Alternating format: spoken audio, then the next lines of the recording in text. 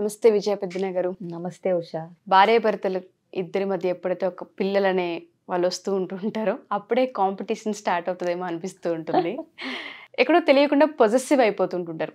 Husband అలాగే ఉంటారు, భార్య అలాగే ఉంటుంటుంది. ఆడపిల్ల అయితే వైఫ్, అబ్బాయి అయితే హస్బెండ్. పిల్లలు పుట్టిన తర్వాత తల్లి పాత్ర ఆవిడ ఎక్కువగా ఎవరి వైపు మొగ్గు చూపే అవకాశం ఉంటుంది?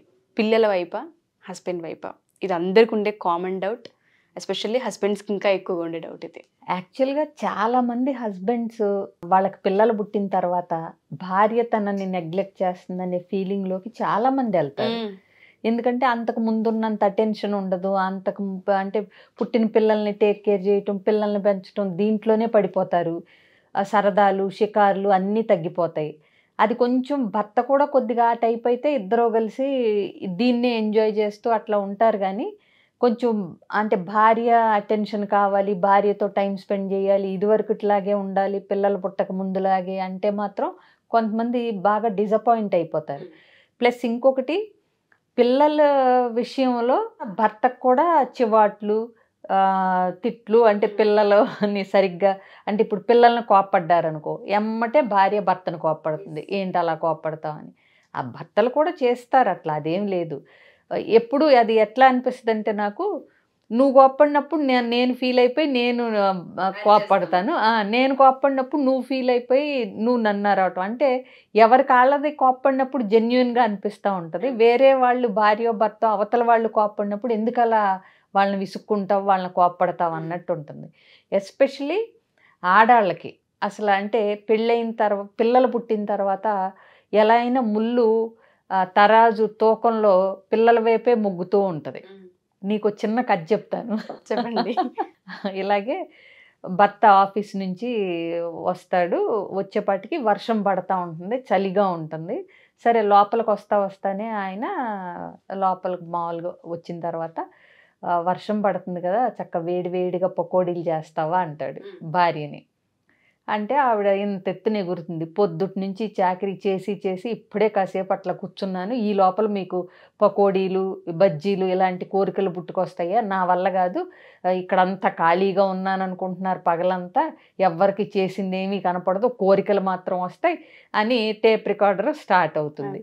సర్లే బాబోయ్ అనుకుని మెదలకుండా ఉంటాడు. ఈవిడ అరుపులకి భయపడినట్టుగా కాస్త వర్షం కూడా ఆగుతుంది. సరే ఈ లోపున వర్షం ఆగింది కదా అని రెండు వీధుల అవతల ఇతను అమ్మా నాన్నలు ఉంటారు. సర్లే వాళ్ళ దగ్గరికి వెళ్ళి కూడా 2 రోజులైంది, ఇప్పుడు వెళ్ళి చక్కగా మా అమ్మ దగ్గరికి వెళ్తే చక్కగా వేడివేడిగా ఏమన్నా చేసి పెడుతుంది అడిగితే, ఇలా కాదు మా ఆవిడలాగా అనుకుని మెల్లగా చెప్పులు వేసుకుని 2 వీధుల అవతల ఉన్న వాళ్ళమ్మ దగ్గరికి వెళ్ళి తలుపులోంచి లోపలికి కొడదాం, తలుపు లోపలికి వెళ్దాం అనుకునే లోపల మాటలు వినిపిస్తున్నాయని జస్ట్ 1 నిమిషం ఆగుతాడు. బయట చలిగా ఉంది కదా, ఏమన్నా వేడిగా రవ్వ ఉప్మా చేస్తావా అని అడుగుతాడు ఆయన. మీకు వయసు అయిపోతుంది కానీ కోరికలు తిండి మీద కోరికలు మాత్రం తగ్గట్లేదు. ఇప్పుడు నాకు అసలు మోకాళ్ళ నొప్పులు ఉన్నాయి, ఈ నొప్పులు ఉన్నాయి, అయినా కానీ అసలు నిమిషం ఖాళీగా ఉంచనివ్వరు నన్ను. మీకు ఇప్పుడు వేడి రవ్వ ఉప్మా కావాలంటే నేను ఇప్పుడు మళ్ళీ లేచి మోకాళ్ళ నొప్పులతో చెయ్యాలి, ఏమో బాబు నా వల్ల కాదు, అనిపిస్తే అనిపించిందిలే, ఇప్పుడు మాత్రం నేను చేయలేను అని కరాఖండిగా చెప్పేస్తుంది ఈవిడ. చెప్పగానే సరే 1 నిమిషం ఆగి అప్పుడే వస్తున్నట్టుగా ఇతను లోపలికి వస్తాడు. 5 నిమిషాలు కబుర్లు చెప్పిన తర్వాత, వేడివేడిగా ఏమన్నా ఏమంటావురా, బయట చలిగా ఉంది కదా అని అడుగుద్ది కొడుకు.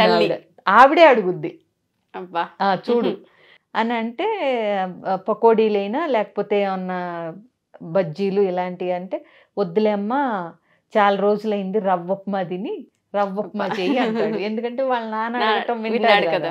సరే ఆవిడ అప్పుడు క్యాజువల్గా, ఇందాకే మీ నాన్న కూడా చేస్తే బాగుంటుంది అంటున్నారా, ఏముంది నువ్వు అదే అడిగావు కాబట్టి 5 నిమిషాల్లో చేసి పట్టుకొస్తానని ఆవిడ లోపలికి వెళ్తుంది.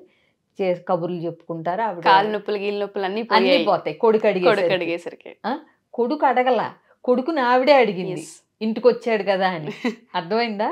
ఇక్కడ అదొక ట్విస్ట్. మళ్ళీ అవును, చేయలేనిది కాళ్ళ నొప్పులు ఉన్నదే కొడుకుని చూసేసరికి ఆ ఉత్సాహం వస్తుంది అనమాట. 2 రోజుల తర్వాత వచ్చాడు కొడుకు అని చెప్పి. సరే వెళ్ళి చేసుకొస్తుంది, తింటారు, కబుర్లు చెప్పుకుంటారు. ఒక అరగంట కూర్చుని ఇతను ఇంటికి వెళ్తాడు. ఇంటికి వెళ్ళేసరికి అక్కడ సీన్ ఏంటి అనుకుంటున్నావు, పిల్లల అమ్మ ఏదన్నా వేడివేడిగా స్నాక్స్ చేయవా అన్నారని చెప్పి ఆవిడ ఎలాగూ ఇతను కూడా ఇందాక అడిగాడు కదా అని చెప్పి పకోడీ చేస్తా ఉంటుంది. బాగుంది పకోడీ ఉప్మా రవ్వ స్టోరీ. అంటే పిల్లలు అడిగేసరికి వాళ్ళకి ఏదన్నా చేసి పెట్టాలి, వాళ్ళు అడిగారు అనే తపన, అమ్మ ప్రేమ అట్లా పుట్టుకొస్తుంది. భర్త అడిగేసరికి అలిసిపోయిందన్నీ గుర్తొస్తాయి, పిల్లలు అడిగేసరికి ఉత్సాహం, ఎక్కడ లేని ఎనర్జీ, ఎక్కడ లేని ఉత్సాహం వస్తుంది. సో అందుకని పిల్లలు పుట్టిన తర్వాత జనరల్గా తూకంలో ఒకవైపు భార్యాభర్తలు ఇద్దరికీ కూడా పిల్లల వైపే ఉంటుంది. ఇప్పుడు అలా అని ఇప్పుడు భార్య ఏదన్నా అడిగింది అనుకోండి ఏ చీరో, ఇప్పుడు ఎక్కడే నెలాఖరులో చీరలో గీరలు అంటారు. అదే కూతురు ఏమన్నా అడిగింది అనుకోండి వెంటనే తీసుకొస్తారు. ఇది మా ఇంట్లో కూడా నేను ఎక్స్పీరియన్స్ చేశాను. ఎందుకంటే మా నాన్న మా అమ్మ అడిగేసరికి పెద్దగా పట్టించుకొని వినిపించినట్టుగా ఉంటారు. అదే నేను అడగగానే ఆలోచించరు, ఫస్ట్ మమ్మీ ఇలా చూస్తూ ఉంటుంది మా నాన్న వైపు. సో కామన్ గా మనం చూస్తూ ఉంటాం. కానీ పేరెంట్స్ యొక్క ఆ లవ్ ని కావచ్చు, ఆ కేర్ ని కావచ్చు అర్థం చేసుకుంటే పిల్లలు చాలా నేర్చుకోవచ్చు. అవును, బట్ ఇవాళ జనరేషన్ లో అవి లేవు. బట్ ఈ స్టోరీ నుంచి మనం రెండు నేర్చుకోవాల్సిన అవసరం ఉంది. లేవు అని స్టేట్మెంట్ ఇవ్వక్కర్లేదు, కానీ డిస్ట్రాక్షన్స్ ఎక్కువ ఉండడం వల్ల ఎక్స్ప్రెషన్ ఆఫ్ ఆ లవ్ అనేది ప్లస్ గ్రౌండెడ్ గా ఉండటము, చుట్టుపక్కల వాతావరణాల్లో తేడాలు పిల్లల్ని లాగేస్తున్నాయి. బట్ పిల్లలు ఒకసారి కనుక ఆలోచించి పేరెంట్స్ వాల్యూస్ ని కనుక గుర్తు చేసుకోగలిగితే, పేరెంట్స్ కూడా అది అంటే అట్లా పెంచగలగాలి పిల్లలు చిన్నప్పటి నుంచే. ఇది ఒకవైపునే తీసుకుని మాట్లాడలేము మనం, ఒప్పుకోవాల్సిన విషయం. బట్ ఎనీవే ఒక మంచి స్టోరీ. ఈ స్టోరీ విన్నాక పేరెంట్స్ అండ్ పిల్లలు ఇద్దరికి కూడా ఒకసారి వాళ్ళ బాండ్ గుర్తుకు రావాలి. ఇప్పుడు ఆ భర్త ప్లేస్ లో ఉన్న అతనికి నవ్వుకుంటాడు అనమాట తల్లి ప్రేమ గురించి. భార్య పకోడీలు వేస్తున్నందుకు నేను అడిగినప్పుడు వేయలేదని కోపం రాదు. అక్కడ తండ్రి అడిగినప్పుడు తల్లి సీను చూశాడు, ఇక్కడ పిల్లలు అడిగినప్పుడు తల్లి సీను చూసి అనుకుంటాడు, ఆహా ఏదైనా తల్లి ప్రేమను మించింది లేదు కదా, లేదు అమ్మ మనసు. పిల్లలు అడిగితే అదే అలిసిపోయినా కూడా పిల్లలకి చేసి పెట్టే ఓపిక ఆ మనసులోంచి వస్తుంది వాళ్ళకి. తల్లి ప్రేమ మామూలుది కాదు. Thank you ma'am, thank you so much. Suman టీవీలో మీ పర్సనల్ అండ్ బిజినెస్ ప్రమోషన్స్ కోసం కింది నెంబర్కి కాంటాక్ట్ చేయండి.